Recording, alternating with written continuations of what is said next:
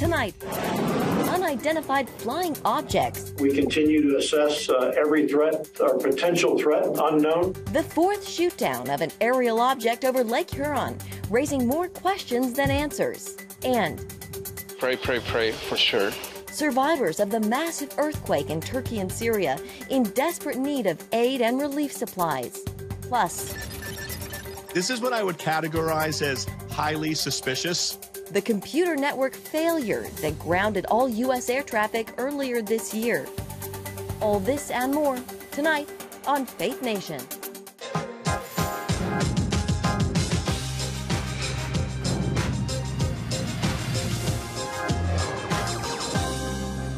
What is out there and why is the U.S. apparently shooting them down on sight? Good evening in Washington, I'm Jenna Browder. Tonight there are many questions about several unidentified objects shot down over U.S. airspace over the weekend. What we do know, these objects are slow-moving and high in the sky, and that makes them hard for the military to see. There are also still questions about the Chinese spy balloon shot down off the coast of South Carolina. CBN News national security correspondent Caitlin Burke is following this story. Caitlin, has China answered any questions on the balloon? Jenna, on Monday, a Chinese foreign ministry spokesman deflected a question about that first spy balloon shot down over a week ago, instead pointing a finger at the U.S.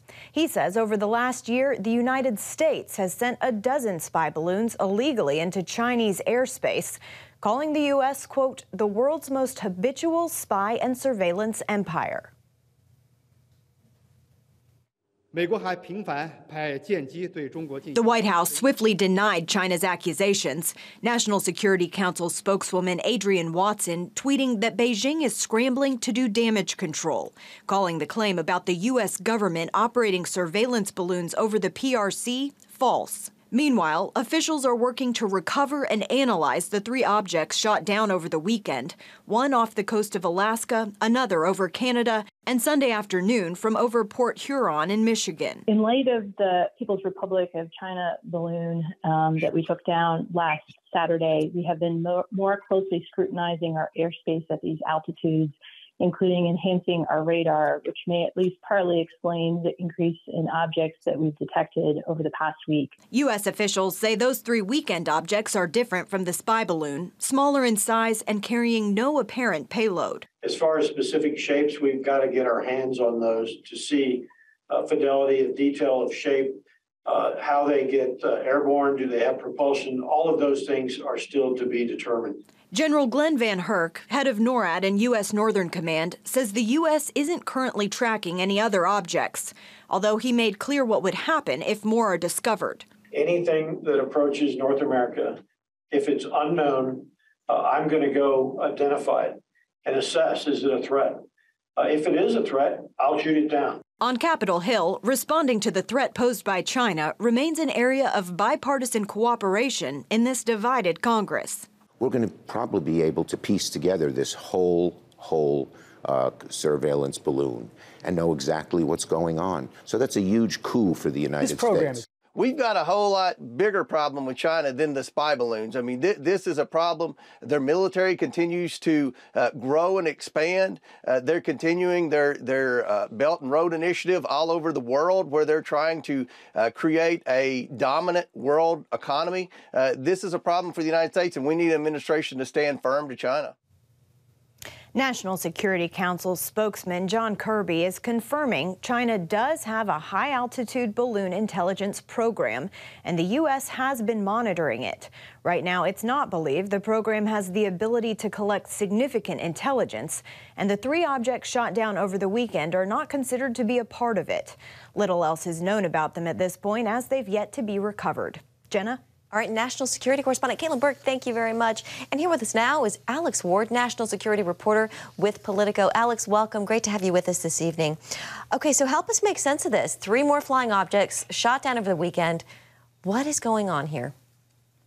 Well, we're not really sure, are we? I mean, they could be scientific projects, they could be drones, they could be all kinds of things. But at this point, what the administration is saying is what we saw last week, the Chinese spy balloon, is wholly different from what we're seeing right now, and that these 3 objects were taken out because they posed danger to civilian aircraft based on the heights that they were flying at. So what they are, they're still looking for some remnants of the ones they've shot down, but it's not clear exactly why there's all of a sudden, it seems that there are so many things above us and so many things we need to shoot down. Yeah, they're making the differentiation between these 3 and the Chinese spy balloon. But the Chinese spy balloon, it traveled the whole country before it was shot down over the Atlantic. And now we've seen these 3 objects shot down in just 3 days. Alex, did the rules of engagement change at least somewhat?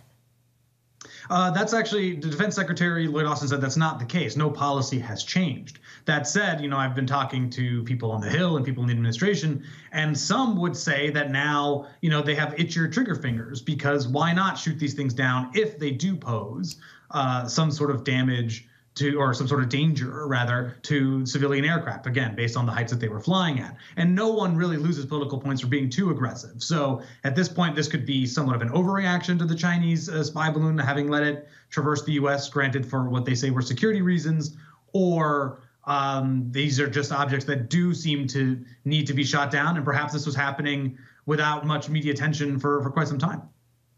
Yeah. See, the U.S. is denying China's claim that the U.S. spy balloons flew over Chinese airspace 10 times. Alex, what do you make of that? They're welcome to claim that. The U.S., of course, has denied that. I've seen no evidence to support what China has claimed. That said, I would not be surprised, of course, that, we were doing all kinds of surveillance on China. It doesn't necessarily have to be spy balloons. We're doing all kinds of things. So, if we don't have 10 balloons above China, I'm not too worried that our intelligence agencies are failing to get the info that they need to get. Yeah. Is this becoming an international crisis? What kind of messages, I guess, are the U.S. and China sending to each other right now? I actually think, to be honest, has been a bit overblown, right? There are tons more dangerous things happening in the U.S.-China relationship than just spy balloons or the objects above our heads. But it was big because of the timing. It led Secretary of State Tony Blinken to postpone his visit to meet with Chinese leader Xi Jinping. Other than that, the bigger conversation is, where do U.S. and China sort of go from here? Does the U.S. reach out and try to be, lower tensions? Would China agree to that? That's a sort of bigger conversation. But balloons in and of themselves, objects in and of themselves, it's sort of a distraction from the bigger issues of the U.S.-China relationship. Yeah, in your conversations with lawmakers and government officials, what's the sense that they give you in terms of where the U.S. is headed with China? It's a bad relationship. Things are not great. The Biden administration tried to compartmentalize parts of the U.S.-China relationship, right? Work on climate change, still hit them over the head over human rights abuses like imprisoning Uyghur Muslims and holding them in detention facilities. That hasn't really, paid off in many cases. And so now they're just trying to, compete in the economic space, compete in the military space, but not confront each other. We're still a far away from confrontation, but the chance for cooperation, that seems to be dwindling. And so the hope is that this whole episode doesn't ruin any chances, however slim they may be, of both countries, mending ties to a certain extent. All right, Alex Ward with Politico, thank you so much. Have a great night. You too. And across the globe, the devastating aftermath of the massive earthquakes along the border of Turkey and Syria is still coming into focus 1 week later. Around 36,000 people are now confirmed dead. That number is still climbing. Meanwhile, survivors are in desperate need of assistance and relief supplies.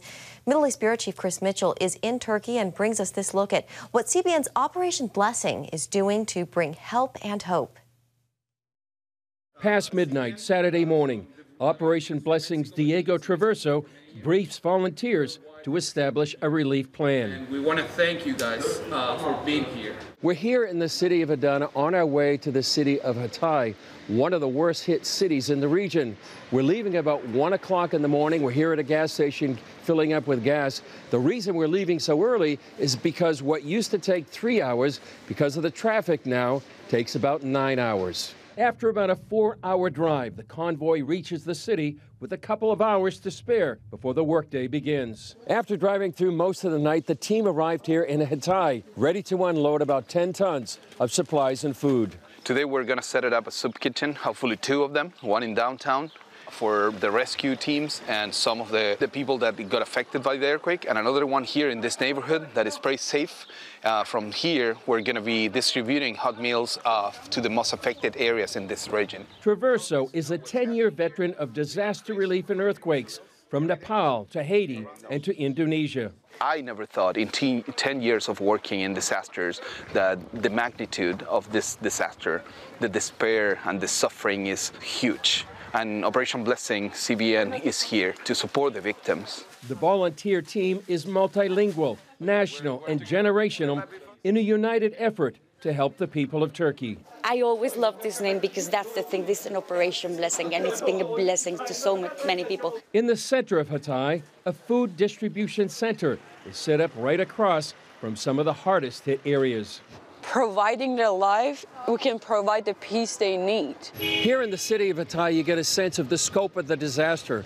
Almost every building in this city has been made uninhabitable or is destroyed, like the ones you see behind me. The earthquake has affected an area the size of Great Britain and touched the lives of 14 million people. Traverso says prayer and support will help OB do more. Pray for sure. And if you can donate in some way, please do it. People need it, and it's going to extend our footprint here. We're going to be able to do way more of what we're already doing it. $1 goes really far here, and that's amazing too. Chris Mitchell, CBN News, the cities of Adana and Hatay, Turkey. Thank you, Chris. And if you'd like to help Operation Blessing's disaster relief effort, you can call 1-800-700-7000 or go to cbn.com or text OBDR to 71777.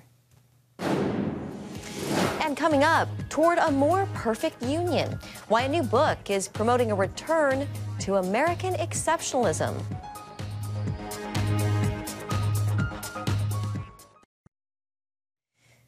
The Great American Story. For generations, students in the U.S. were taught the exceptionalism of America's history and place in the world. But a new book says things have flipped, and kids are now learning the country's great story isn't so great. And that's leading to a fragmented America. The book, Toward a More Perfect Union, aims to deepen readers' understanding and appreciation of America's founding principles, including religious freedom. And here with us now is Tim Goeglein, Vice President of Government and External Relations at Focus on the Family and author of Toward a More Perfect Union, the moral and cultural case for teaching the great American story. Tim, welcome. Great to see you this evening. So you say students are being taught that the U.S. is an abysmal country. What do you mean by that? What I mean is that it's not just a coincidence when we look and see that the standards in American education, historic and cultural understanding has fallen. It's actually on purpose.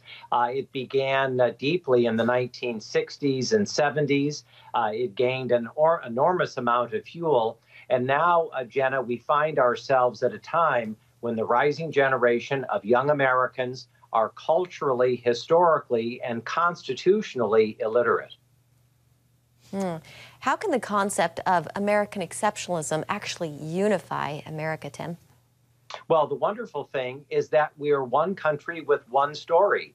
Balkanization has been a bane and a terrible thing. And in my book, I show that even though the slide is downward, there is a definitive way forward. That restoration and regeneration of the great American story is not only worth our time and effort, but I'm an inveterate optimist. I think better days are ahead. I think there is a parental, and I might even say a grandparental rebellion going on in the country. For the first time in a long time, families are saying there's got to be a better way. Who's on the school board? Who's deciding the curriculum of our students? And how can we get involved?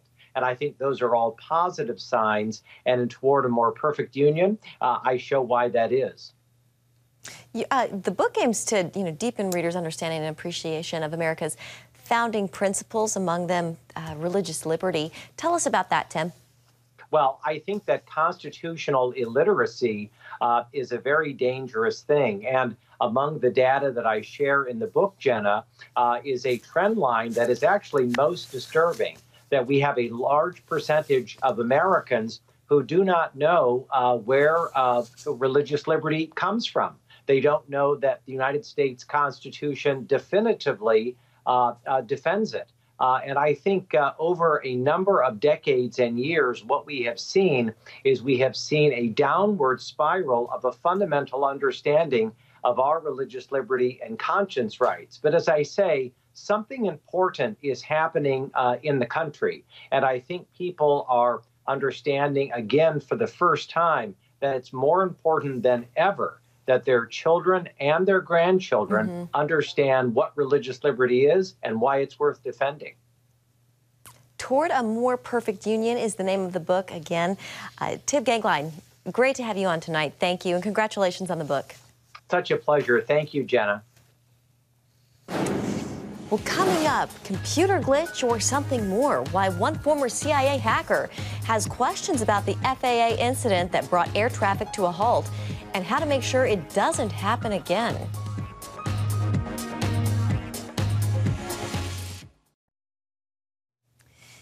As officials work to investigate those objects shot down in American airspace, cybersecurity experts are still assessing another recent mystery in the U.S. skies: the computer network failure that grounded all air traffic earlier this year. Canada experienced a similar outage the very same day. As Gary Lane reports, some say it's suspicious, spurring new warnings over breaches and shutdowns of critical computer systems, and calls for the government to act before it's too late. Human error or a cyber attack? That was the major question after the computer network failure that recently grounded all U.S. air traffic for the first time since 9/11. While the FAA insists human error led to the outage, Canada experienced a computer outage on the very same day. This is what I would categorize as highly suspicious, because these systems have redundancy, they have backups, they have ways to be able to recover. So when I hear that there was a database error, and then as you said, there were two different systems that went down on the same time, I'm like, okay, saying it was human error keeps everyone calm. But in reality, it really does sound like a cyber attack, and that something went wrong that was unplanned for. When looking for likely suspects in such a cyber attack, Russia would be a strong possibility because of its war against Ukraine and the help the U.S. and Canada are giving the Ukrainians. Russia lately has always been on the list, but we also forget that China is also a big target, especially when it comes to critical infrastructure. And there's also a lot of freelance cyber adversaries that are out there that are really big on ransomware, extortion, and things like that. So from my standpoint, it sounds like what we call a test attack, where they wanted to test and just see how vulnerable the systems were, whether they could get in, and how long it would take them to recover. So to me, the critical things for the FAA right now is to really figure out if it was a cyber attack, to figure out how they got in and make sure they fix it, because this sounds like it's going to be one of many attacks in our future. Given the FAA software is 30 years old, Cole and other cybersecurity experts say an update is long overdue. Daniel McCoy is an aviation expert with the Wichita Business Journal. Certainly, they'll have to take a good hard look at this system, and they'll have to identify any weaknesses or build in redundancies or a full upgrade of some kind, because this was obviously problematic. But given that, they were able to lift it in a few hours, you see what just a few hours does to the network when it's down. Although President Biden signed a $1.2 trillion infrastructure bill into law, Cole believes some critical network issues must be considered, not only for air traffic control, but other vital national computer systems as well. When you're dealing with critical infrastructure, like air traffic control, utilities, and even hospitals, uptime availability is critical. And anytime you patch or update a system, there's a chance it could crash. I'm sure you've had it at your home when you did an update, or they said, oh, it's just a basic patch. All of a sudden, things don't work and things stop operating. So it sounds bizarre, but the more critical a system, the less we update it, the less we patch it, and the more vulnerable it becomes. So how likely then is another shutdown or cyber attack, not only against an antiquated FAA computer network, but other critical government networks? Just how vulnerable are they? Unfortunately, they are very vulnerable for that reason you said. These are old systems. They're not typically updated. They're not typically patched. And the big problem is they're starting to be interconnected. And that's where the problem comes in. These systems were designed and built to be what we call in cybersecurity an air gap, which means completely isolated from any other system or the internet. But what's been happening over the last year or two is they're interconnecting these to the internet and other systems to make them easier to use. And because of that, this to me is just the beginning. And this year we're going to see a lot more of these attacks happening because of that. All due to COVID-19 shutdowns and work from home. Now the new normal in our society. And instead of us weaning away from that, now that people are coming back in the office, we're actually doing more and more interconnectivity, which is great for ease of use, but is one of the worst possible things we can do for cybersecurity. This creates a huge national security problem. Although the FAA says it has made revisions to prevent a corrupt file from damaging the flight backup database, cybersecurity experts say Congress and the president still need to urgently address vulnerabilities to safeguard the nation from more devastating attacks in the future. Gary Lane, CBN News. Still ahead, the world's biggest influencer on TV's biggest stage.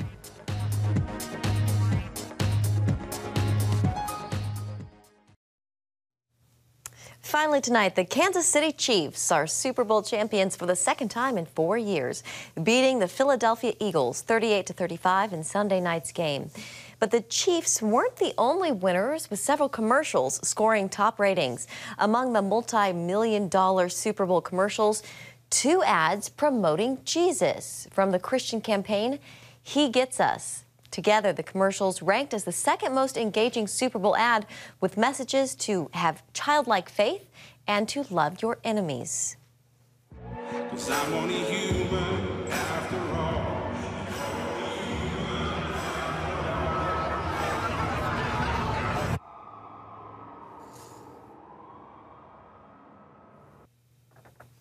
And the campaign was introduced in 2022 with billboards all across America, aiming to increase the relevance of Jesus in American culture.